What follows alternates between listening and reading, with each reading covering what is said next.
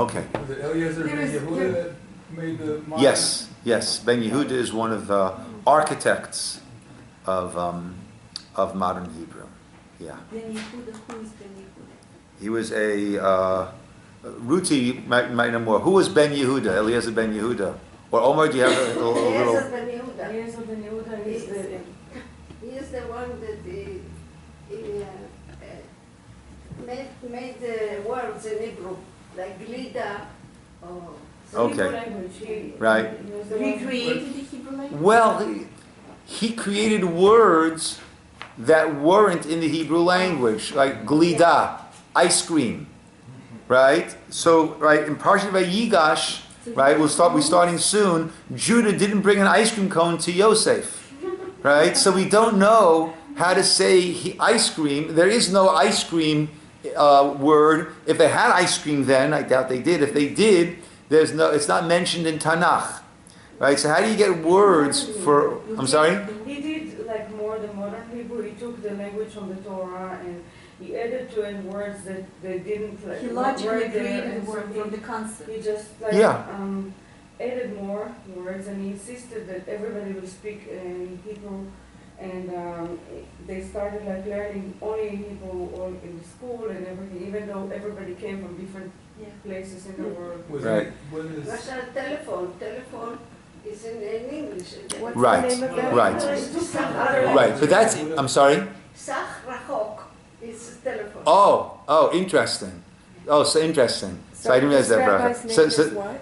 It wasn't a rabbi. Oh. It was a person. Eliezer Ben Yehuda was a person, right? See, he actually, that's interesting. Thank you. See, he actually had a word for a telephone. He called it a sach rachok. Sach means to speak, rachok, from afar. Yeah. Oh. Right? Wow. Yeah. Right? So, right? But that never, but no one calls it a sach rachok. I know. Right? How do you call it? Telephone. Or, this one is a telephone. Pella means a miracle, a wonder.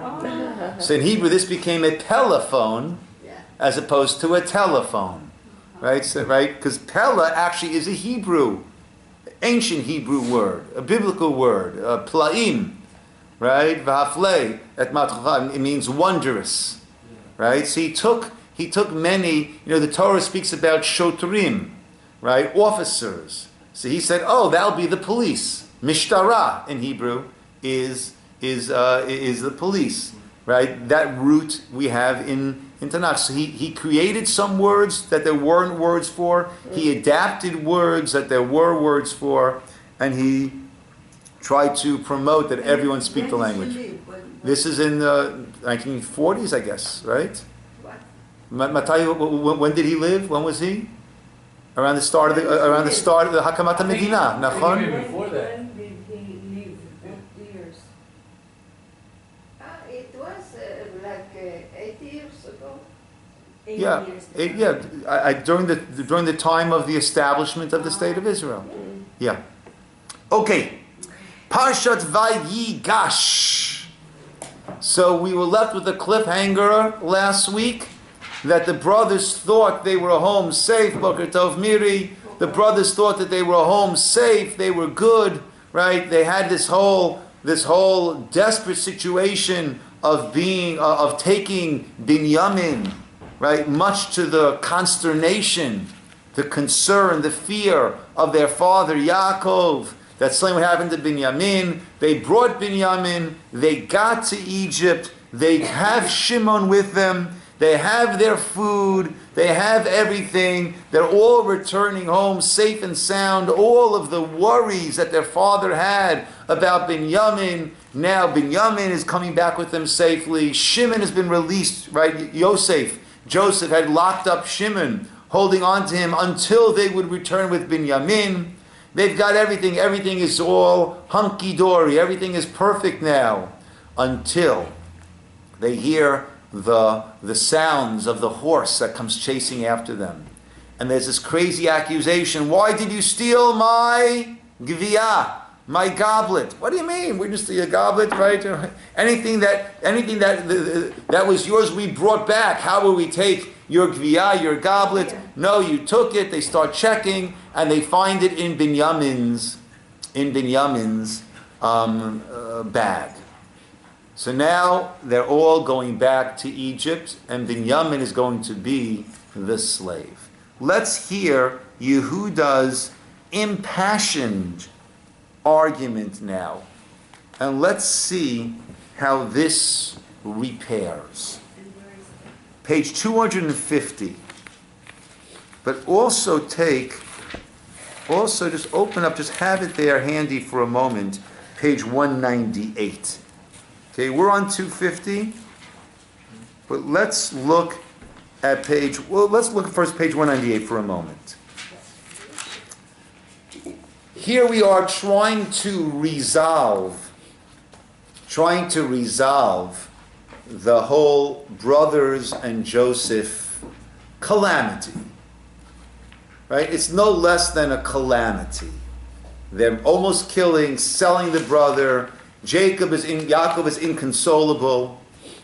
Let's see how the Torah introduced this. Page 198. Pasuk Gimel, we say that Yosef would bring bad news about the brothers to the father. Pasuk Gimel, verse 3. Yisroel ahav et Yosef mikol banav. Yisrael, Jacob, loved Yosef mikol banav, more than all of his sons. Why? Ki ben zikunim hu lo. Because what was he? He was his ben zikunim, the son that was born to him in his old age. Va'asulo ketonet pasim, and he made for him a fine woolen garment cloak. Vayiru echav, and the brothers saw ki oto ahav avihem, that he, Yosef, was loved by their father. Mikol echav, more than all the brothers. Vayisneu oto, and they hated him. V'lo yachlu dabro l'shon, they cannot speak to him peacefully. Yosef starts dreaming, and the rest, as we say, is history. Right? Tells the dreams. They hated him. They're jealous. Tells the other dream, etc., etc. Now, here we have a situation that Binyamin, who is the other son of Rachel, the remaining son of Rachel, has seemingly stolen the goblet, or at least the goblet has been found in his bag, and he's going to be taken as a slave. Yehuda is the one who jumps forward. Why does Yehuda jump forward? Because Yehuda is the one, when Yaakov did not want to send Binyamin, right? Yaakov did not want to send Binyamin. Reuven tried to get his father to agree to send Binyamin. What did he say? If I don't bring him back, you can kill my two sons. Yaakov said, oh, that's a great guarantee. Just what I want to do. Lose children and lose grandchildren also. Right? He didn't accept that. Yehuda said, let's wait until there's no food. They waited until there was no food. Yaakov said, let's go back and get more food. Yehuda said, we already told you we can't go back without Binyamin with us. And Yehuda had guaranteed his safe return. He said, if I will not bring him back, I'll have sinned to you for all of my days. Yaakov agrees. An interesting point that I heard is Yaakov agreed. Yehuda knows what it's like to lose a child. Yehuda lost 2 children. Right? Yehuda had 3 sons. Er died. Onan died. Right? When did all this happen? After he had dipped the coat into the blood and showed it to Yaakov, and Yaakov assumed his child had died. And Yaakov was inconsolable. What happens to Yehuda right afterwards? He gets to see what it feels like. He experiences what he put his father through. He loses 2 children. Right? But Yaakov knows that Yehuda has lost these children, and his guarantee is accepted because Yaakov knows that Yehuda knows how it feels. But he still cannot give a guarantee because he doesn't have a physical. You're right. He said, if I don't bring him back, I will have sinned to you all of my days. Right? Which means I will do anything and everything that is humanly possible to bring him back. And that's why Vayigash Elav Yehuda, Yehuda, the fourth son, steps forward because he's put it all on the line over here. And what does he say? Let's take it in Hebrew. Vayigash Elav Yehuda. Oh, you want to take one for us? Vayigash Elav Yehuda vayomer bo bi Adonai rever na avdecha devara va'aznei Hashem va'al yichar. This is Adoni. This is my master. Adoni va'al yichar apacha va'avdecha ki mocha kafaro.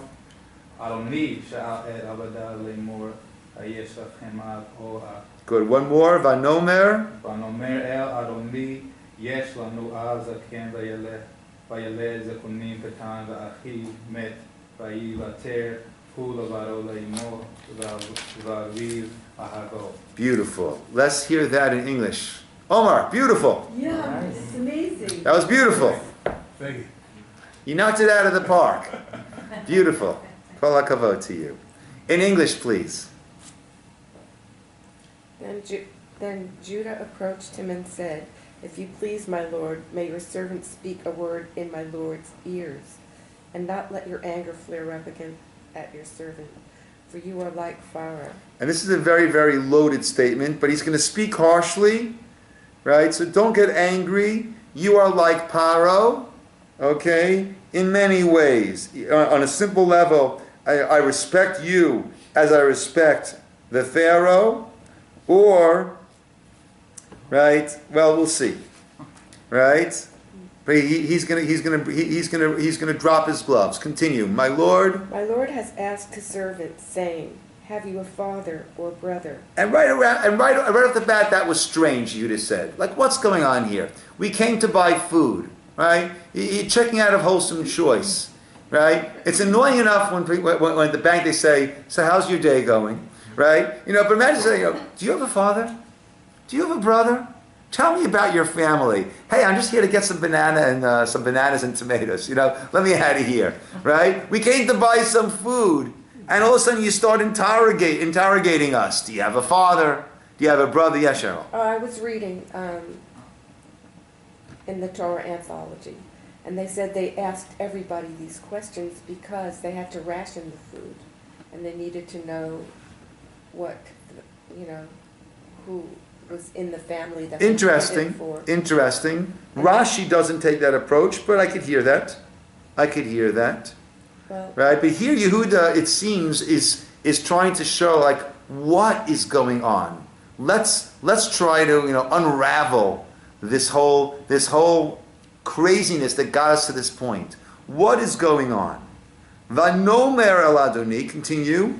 And we said to my lord, "We have an old father and a young child of his old age. His brother is dead. He alone is left from his mother, and his father loves him." Now 1 second. Do we hear the echo of what we read before? Do we hear that echo back on 198? What did it say over there? A child of his old age. Right? And Israel loved Ahavet Yosef. Why? Ki ben zekunim hulo. And now what is Yehuda? So that's what's caused all of the animosity. And what is Yehuda saying now? We have a father Zaken. V'yeled zekunim katan. Now who is the ben zekunim? Binyamin. And what's the father's relationship to him? His father loves him. Understandably, his father loves him more than all of us. Why? He's a ben zekunim hulo. And he alone remains.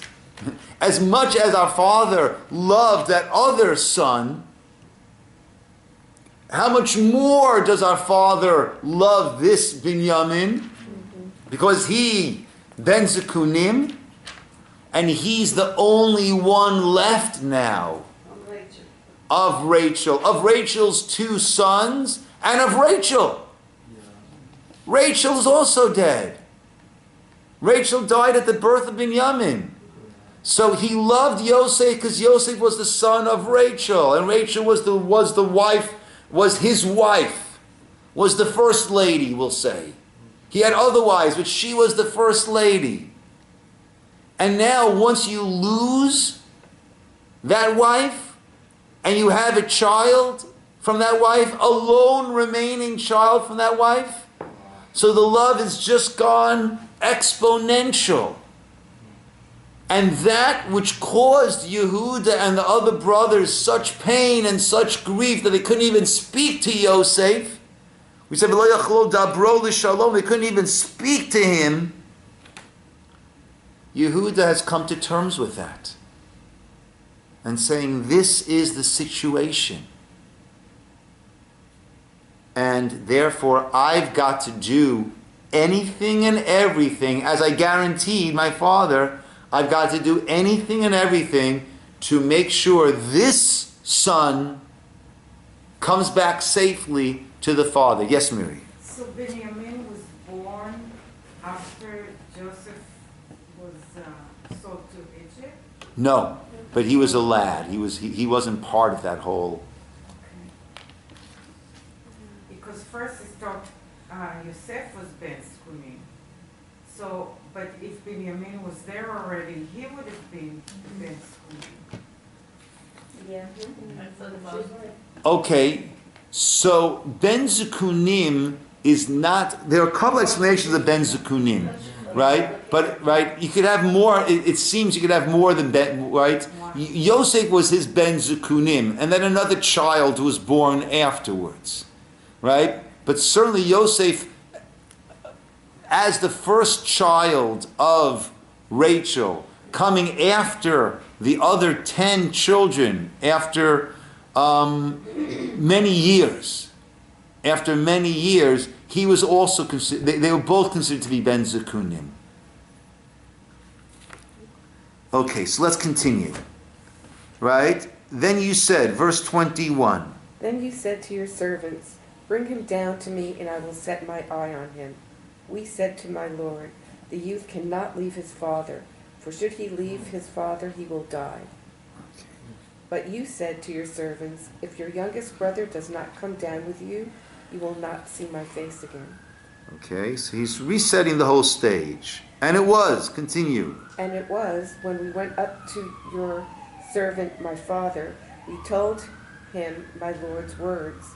And our father said, go back and buy us some food. We said, we cannot go down, only if our youngest brother is with us. Then we will go down, for we cannot see the man's face if our youngest brother is not with us.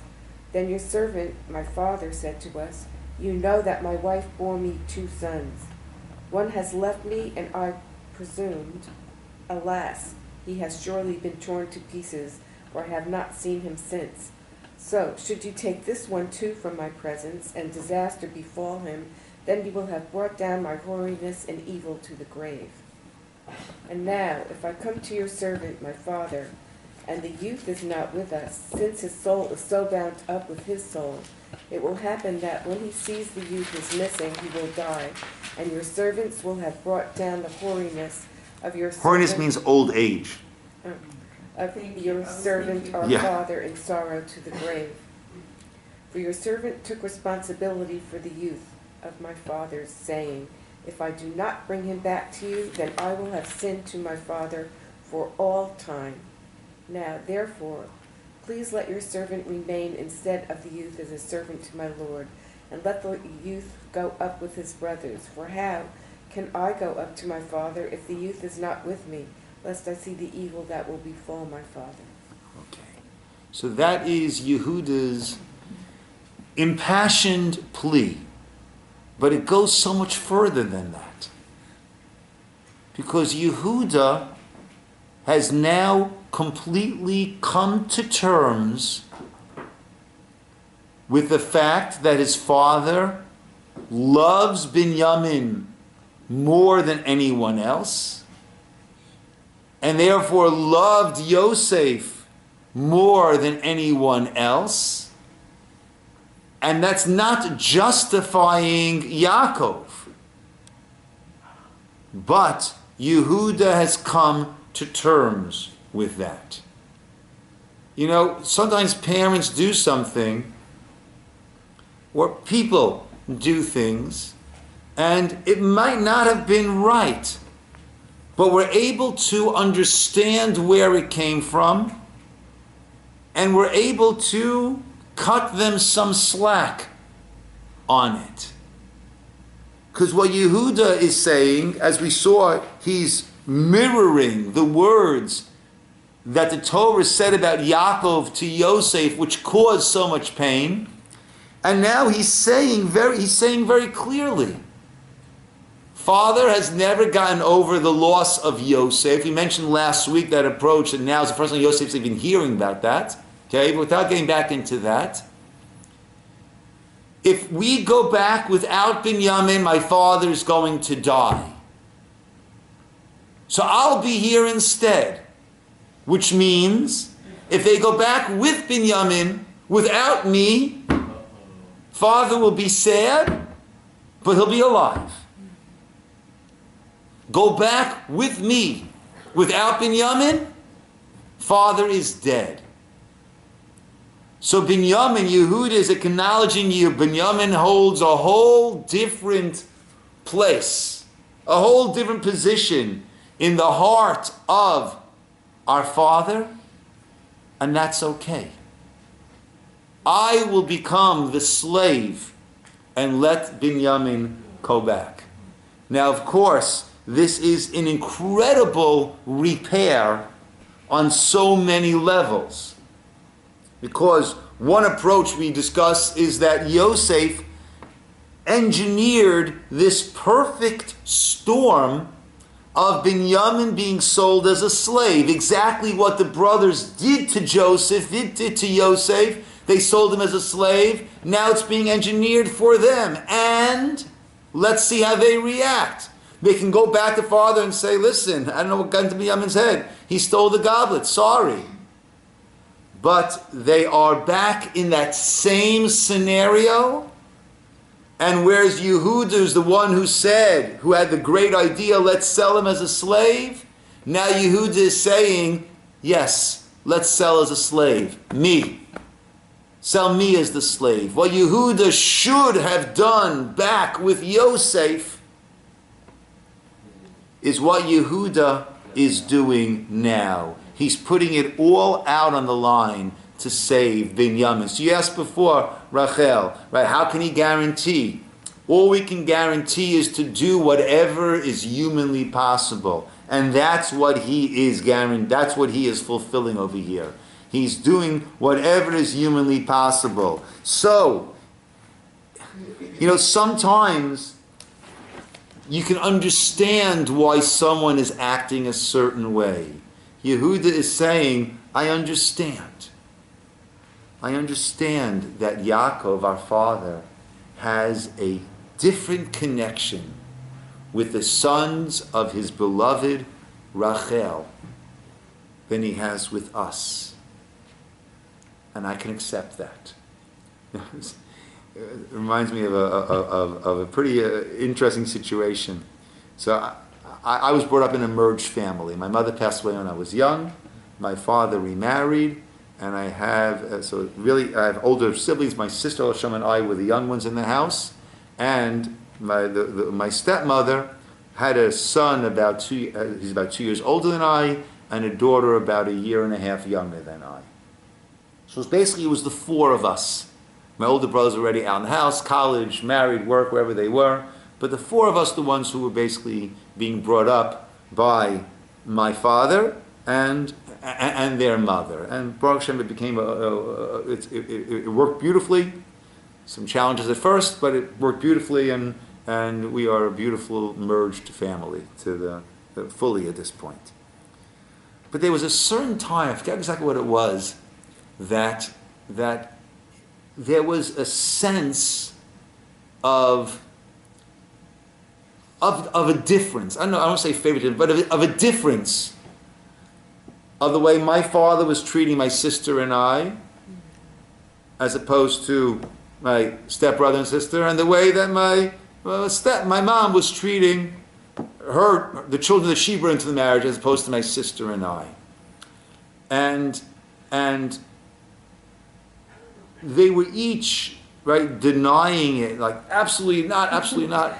And we kids, we kids were all of, I don't know, 9, 10, 11, 12, 13. That was our range of ages. And we kind of sat down with them and we said, it's okay. You know, no one is being treated any differently. You know, are there different feelings that you have?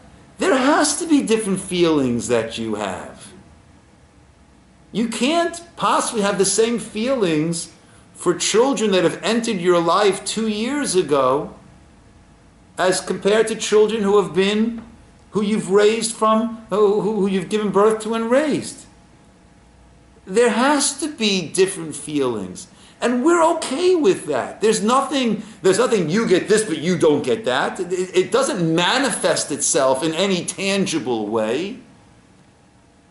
But if there are different feelings, yeah, that's okay. We can accept that. And that's what I think of over here with Yehuda. Right? Do you have different feelings to Binyamin than you have to us? Yes. And we can accept that. We understand that. It's real kids. They're all real, so it's different. It's not the same. It's not 100% the same. So all the children not it's not 100% the same. And like I said before, Ruti, I'm not saying that Yaakov was correct in this. But sometimes a person might not be correct, but I'm willing to understand and accept that. It's very hard for me to understand you. But Yehuda is doing that. Yehuda is doing that. I agree, it's not a simple thing. But Yehuda is saying, it's okay. I accept that. And I will put myself into slavery to save my father that exponential anguish that he would feel, which could lead to his death, if Binyamin doesn't return. It's not exactly the same, because these were all children that he fathered and he raised. But also, let's throw in the dynamic, which I could only imagine, of having 4 wives, right? And there being one who was a clear favorite. Throw that in, and oh boy, right? So, but Yehuda is clearly saying, I'm okay with this. I'm okay with it to the point I'll give up the rest of my life of freedom. I'll be a slave for the rest of my life, but let Binyamin go back. And Yosef's response, V'lo yachol Yosef lihit apek. Yosef cannot, we're in verse 1, chapter 45, verse 1. Joseph cannot control himself. L'chol nitzavim alav. There were all those who stood before him, all these Egyptians that were there. Vayikra, and he called out, Hotziyu chol ish me'alai. Everyone out. V'lo amad ishito, there was no other man with him there. Behitvaday Yosef el achav, when he made himself known to his brothers. Vayitnes kol v'vchin, he let out his voice with a cry. Vayishmu Mitzrayim, Egypt, the house of Paro heard. And he said to his brothers, Ani Yosef, I am Joseph. Ha'od avi chai. Is my father still alive? V'lo yachlu echav le'anot oto ki nivhalu mipanav. The brothers could not answer him. They were so shocked. They were so shocked. Now, this is a point I've made before. I'm not always so good with names. Sometimes I'm amazing with names. Right? Someone I haven't seen in years walks in and, hey, how are you doing? I have the name. Other time I'm looking at someone who sits in front of me at davening every day. What's that name again? But I'm very good with faces. And I'll see someone, right? And I'll say, gosh, I know that person from somewhere. Or I'll be able to say, oh, the way their expressions remind me of so-and-so. Here's their brother that they were together with for 17 years. And now they're apart for 13 years.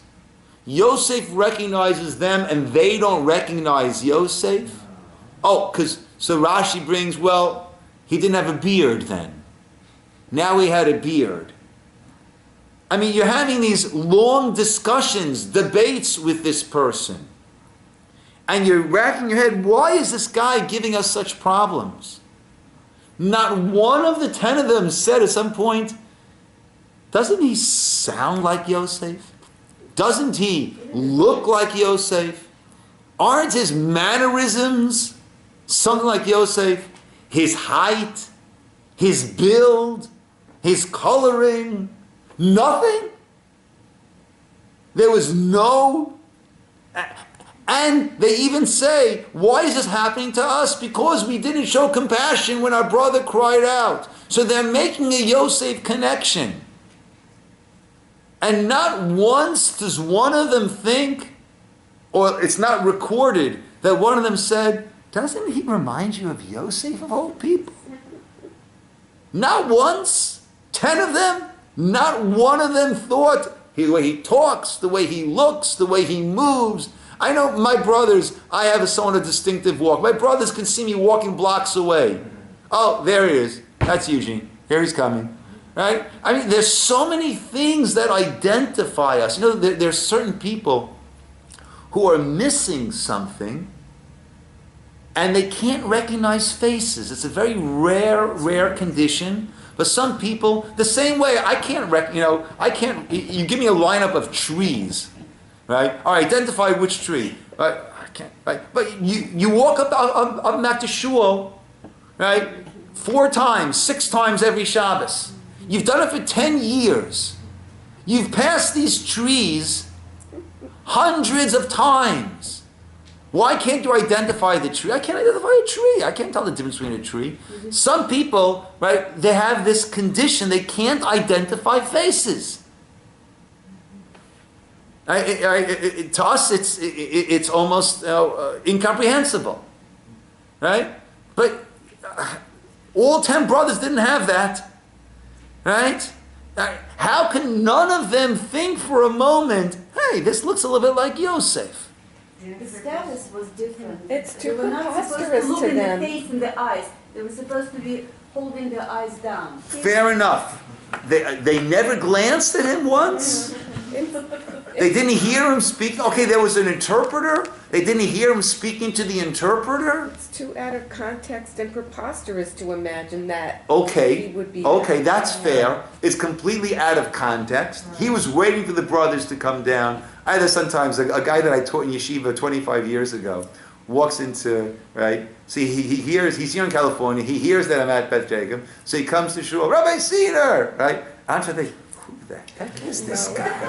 Right? Now, he came here to see me.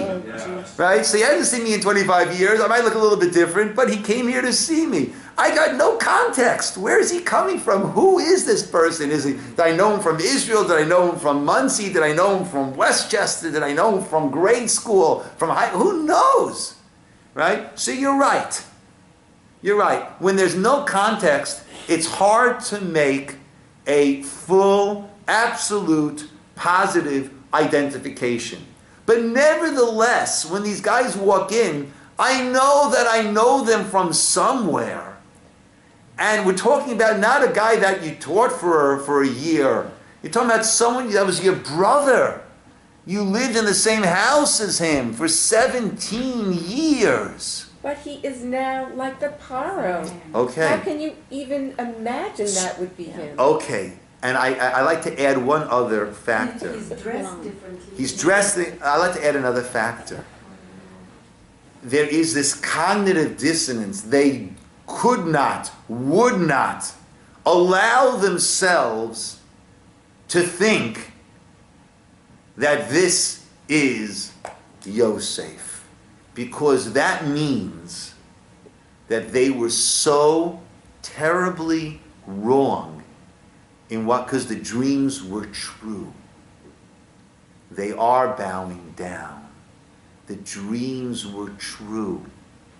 And therefore, what we did, the most horrific thing that a person could do, almost kill, but then sell a brother into slavery that we thought we would justify because he was wrong.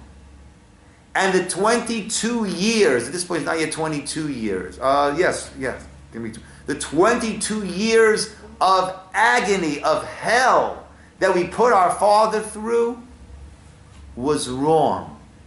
Sometimes something happens, you don't let yourself believe it's true. You won't allow, your mind shuts it off, closes it off, and doesn't allow you to even consider that that is the case. And now the whole charade crumbles. And they cannot speak because they see now how blind they were and how wrong they were. But this question that Yosef says to them, Ha'od avi chai, on the surface doesn't make any sense. What did Judah just say to him? Our father's going to die. If you don't bring Binyamin back, our father's going to die. Our father's going to die. Clearly their father, and when they first came back this time, at the end of Mikate, he said to them, and your elderly father that you told me about, how is he? Is he still alive? And they said yes. They haven't gone back since. And now Yehuda's whole speech is about, is my father still alive? So, some explain that, were you just telling me that in order to get Binyamin free? Or is he really still alive? That's how some explain. But the Medrash over here says, Oy lanu miyom hadin, oy lanu miyom atalchacha. Woe to us on the day of judgment. Yosef, the brothers couldn't answer Yosef. What will we answer? And the Beis Halevi, one of the founder of the great brisk dynasty of Rabbanim, explains very beautifully what was the musar, what was the rebuke that Yosef was giving them.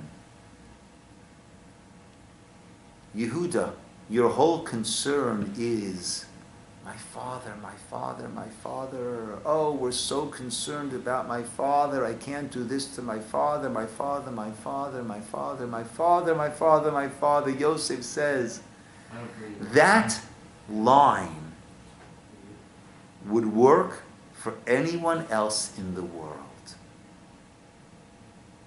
except for me.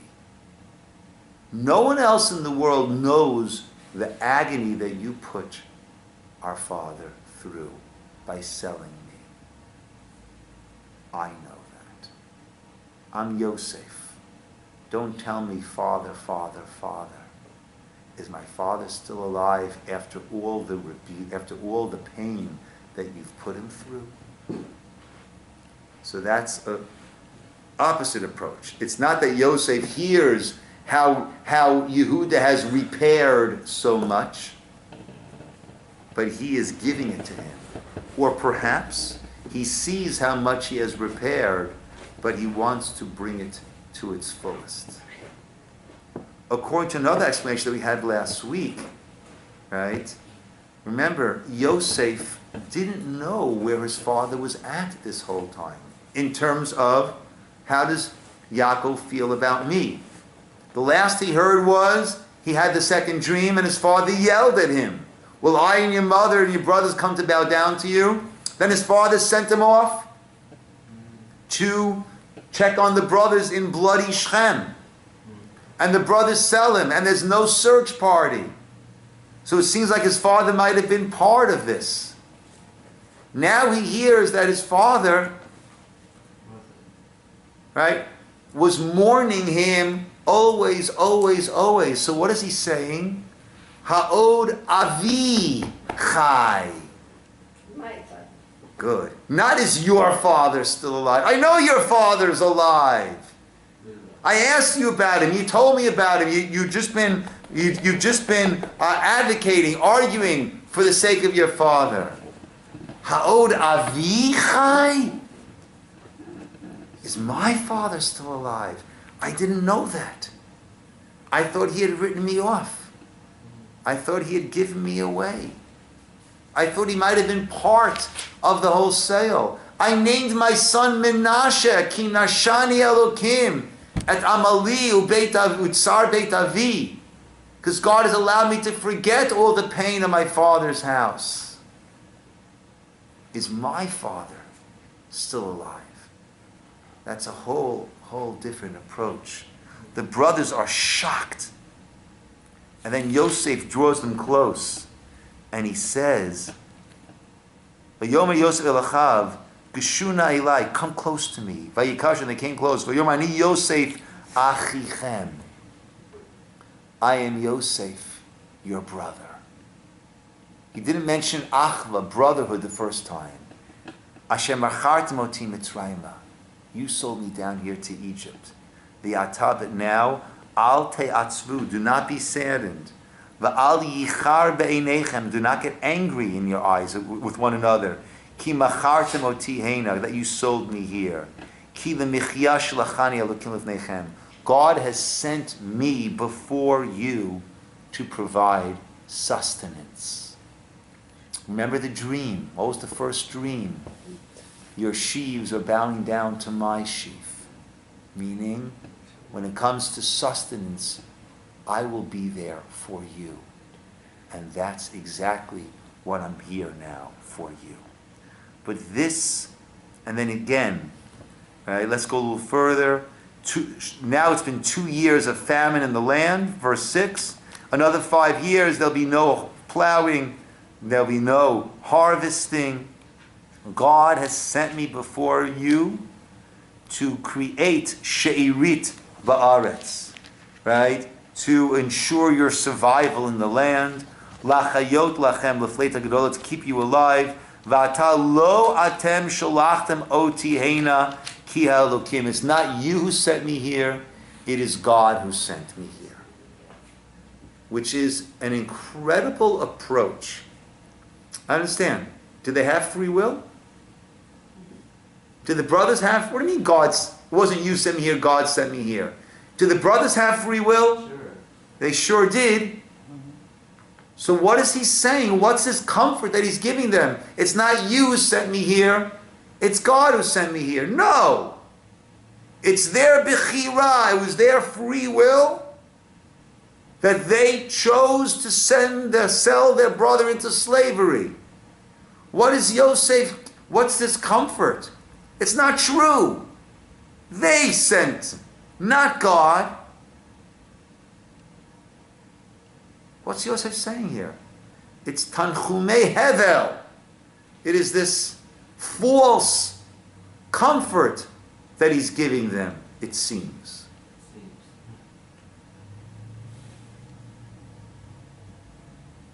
No matter what they do, Hashem's plan will go. So the Chavetz Chaim gives a He fantastic... justifies them anyway. What he's saying is this. If I didn't have to go through the ordeal that I went through, your actions, your free will, would not have put me through this ordeal. God, for whatever reason, needed me to go through this ordeal. The end result we understand, now I can be there to support the whole family. What I had to go through in order to get there, that God ordained, I needed that for my own reparation, for my own becoming the person that I became as a result of that. Not in spite of that, but as a result of that. That incredibly stressful, challenging, horrific situation is what made me into the person that I am today. Does that mean that you're not responsible? So therefore, God ordained this. Had God not ordained this, all of your efforts, all of your choices could not and would not have put me through this. Does that mean then that you're off the hook? No. But that's between you and God. That has nothing to do with me. I can't blame you for putting me through this. Because the fact that I went through this means I was meant to go through this. If I have an issue